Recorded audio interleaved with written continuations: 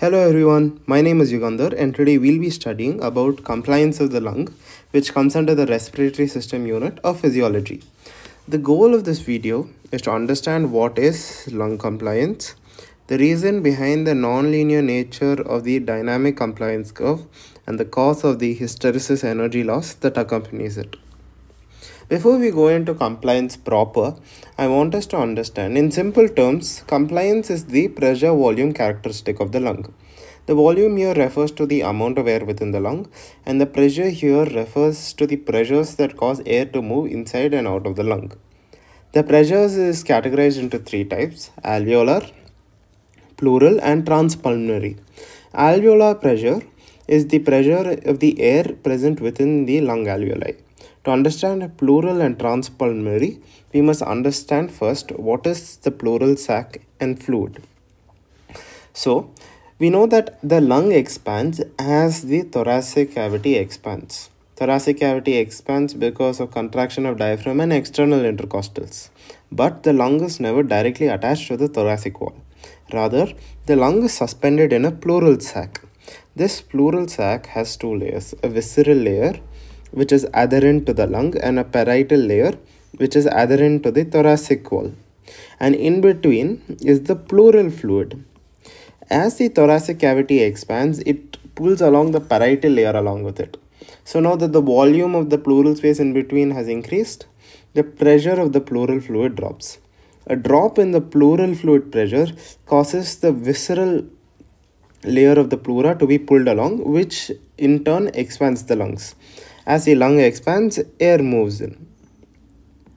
So, the pressure within the pleural fluid is called the pleural pressure. And as we have already gone through, the pressure within the alveoli is called the alveolar pressure. This is the alveolar pressure. This is the pleural pressure. You can see that the pleural pressure has almost a negative baseline because of the lymphatic drainage of the pleural fluid. This allows to prevent lung collapse and keep the lungs always open. Whereas alveolar pressure at the end of expiration is 0 centimeters of H2O, centimeters of H2O being a unit of pressure with reference to the external atmospheric pressure. That is, it is at the same level of pressure. The difference between the alveolar pressure and the pleural pressure at any time gives rise to the transpulmonary pressure. You can see in the diagram how alveolar and pleural pressure drops during inspiration and how alveolar and pleural pressure increases during expiration, as so. Now that this is clear, we will go on to defining compliance. Compliance can be defined as the extent to which lungs expand for each unit increase in transpulmonary pressure. We already have gone through what transpulmonary pressure is. Compliance is of two types: static and dynamic. Static compliance is time independent. That means it only depends on the initial and final volumes. Whereas dynamic compliance is time dependent. That means for each change in the pleural pressure, corresponding change in the lung volume is plotted on the graph. This gives rise to its characteristic hysteresis curve nature, which is traced in the red bold line in the diagram given below. The reason behind the shape of this curve and the energy loss that accompanies it, we will learn into more detail as we go further into the video. Whereas, since static compliance is dependent only on the initial and final volumes, it is linear in nature, represented by this black bold line in the diagram. Elastic forces of the lung is what determines lung compliance. These elastic forces are categorized into surface tension and lung tissue. What fraction of lung elasticity was contributed to by surface tension and what fraction by lung tissue was determined by a very simple experiment actually. They took a lung which was initially air filled. Then they plotted the compliance curve for it, volume against pressure, which is represented by the purple bold line. Then they flushed it with saline. You know that the alveoli is lined by surfactant, which shows surface tension due to this air-water interface. On flushing it with saline, what happens is that this air-water interface is completely destroyed. This eliminates surface tension from the picture, leaving behind lung tissue as the only contributor of lung elasticity. What they saw that is that in a saline-filled lung plotted by the blue line, the compliance was 3 times as much as the air-filled lung. So they could conclude that a whopping 2/3 of lung elasticity was contributed to by surface tension, whereas only 1/3 was contributed to by lung tissue. Now that this is clear, a question that arises in our mind is, if the lung was elastic, there should be no energy loss, right? But that is not the case. There is hysteresis energy loss. That is why we are making this video. Then why does this energy loss occur? It is because the lung is not perfectly elastic. Rather, it is a plastoelastic unit. It can be represented diagrammatically as a spring which is elastic and a damper which is plastic. It is this plastic damper which is responsible for the energy loss. A point I want to emphasize on is that it is the same structures that are largely elastic also show some plastic properties. There are no two separate purely plastic and purely elastic components in the lung. That is, it is the same parenchyma, bronchi that make up the lung that are largely elastic show a degree of plasticity. Now that this is clear, we understand why the dynamic compliance of the lung is represented by this red hysteresis curve rather than a linear black line in the diagram below. This black line, as we know, represents a static compliance, which would also be the dynamic scenario if the lung was perfectly elastic, which it is not. We know it is this plastic component that is responsible for hysteresis energy loss. Since it is responsible for hysteresis energy loss, we can classify it into parenchymal hysteresis and bronchial hysteresis. The role of each during inspiration and expiration we will understand further into the video. Now to understand compliance, we will break it down into 3 steps. First into 2 phases, that is inspiration and expiration. Then during each phase, we will understand the reason followed by the pattern of the dynamic compliance curve. Then the energy basis of the same compliance curve. First, inspiration. Inspiration dynamic compliance curve is represented by the blue and green bold lines given below.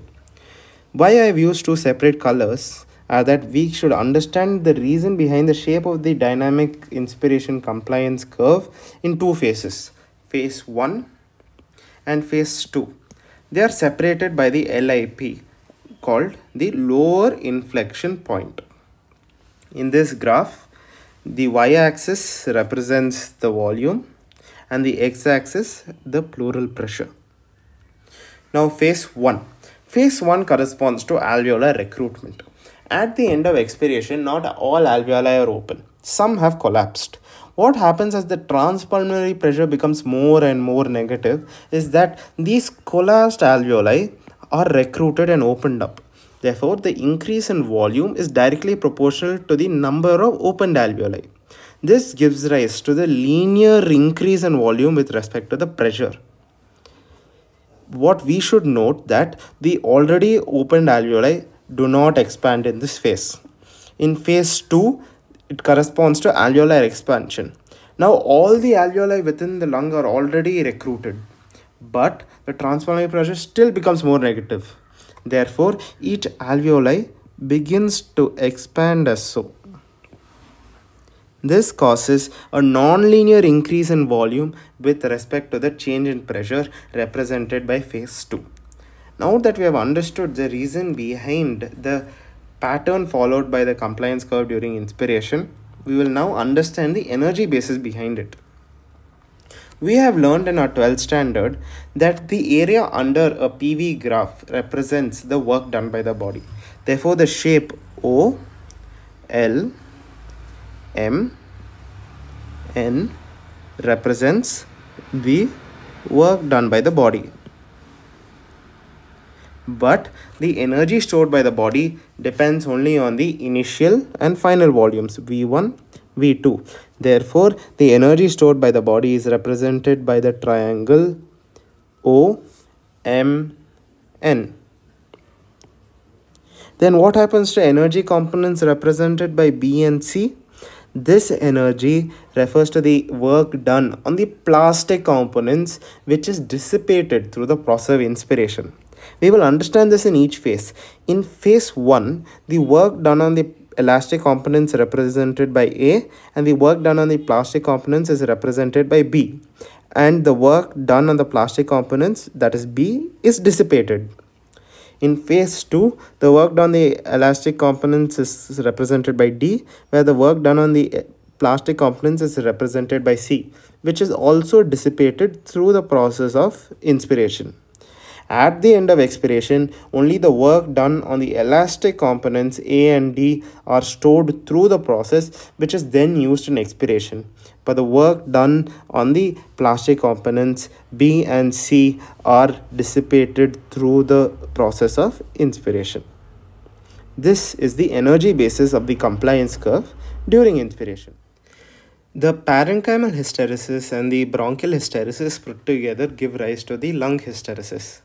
The nature of the dissipative forces that form lung hysteresis are under a lot of debate by physiologists. Over the years, we have not come to a conclusive consensus, but we can boil down the nature to 4 main points. 1. The kinetics of surface tension within the lung alveoli.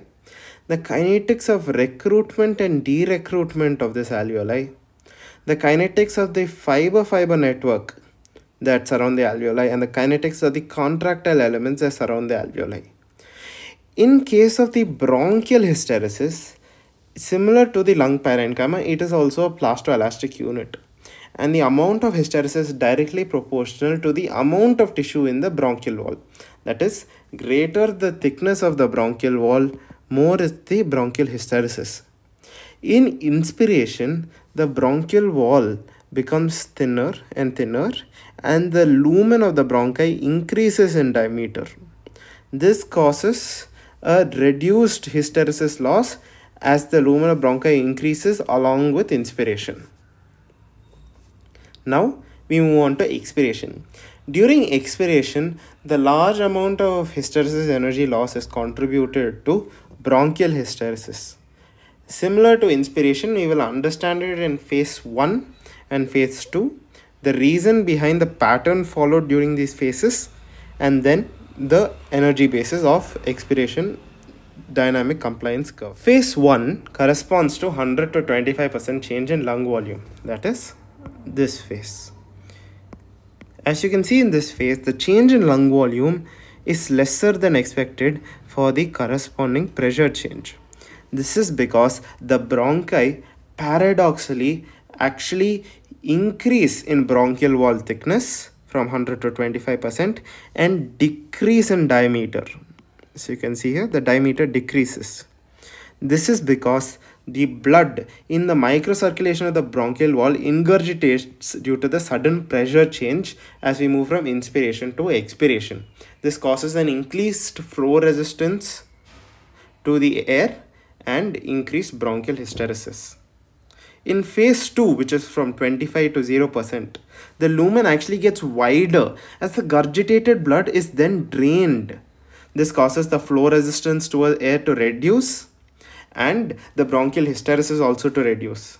There is also a steep dip in lung volume corresponding to the pressure change, which is greater than expected in phase 2. This forms the pattern behind the expiration dynamic compliance curve. Now moving on to the energy basis, we know that at the end of inspiration, the energy stored by the body, that is the lung, is represented by O, L, M, and this is the triangle.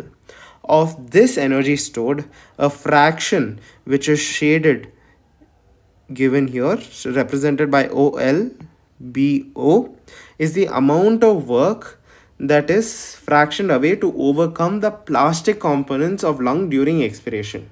And the remaining to overcome the elastic components of lung during expiration. This forms the energy basis of expiration dynamic compliance. That is a video, guys. So my sources of information were a lung hysteresis, a morphological view by JD Escolar and A. Escolar. The content and diagrams given in this video presentation were done under the kind permission of the authors of the paper. I will have cited the paper down below in the description. The textbooks I used in physiology are Guyton and Hall, Byrne and Dewey, and Indu Kurana. These three books helped me understand lung compliance better. I would like to thank the HOD of Physiology, Dr. Girija, my assistant professor, Dr. Prashant, and the entire Department of Physiology at my college, BMCRI. I would also love to thank my family who are not only a strong support through the making of this channel, but also kind and patient enough to sit through multiple revisions of the same video. Since this is my first video on YouTube, I'd like to highlight the purpose of this channel. It is to break down concepts I found difficult while studying in detail, such that you can have an input or perspective on a difficult concept and go on to understand better the multitudes of resources present on the internet and in our textbooks.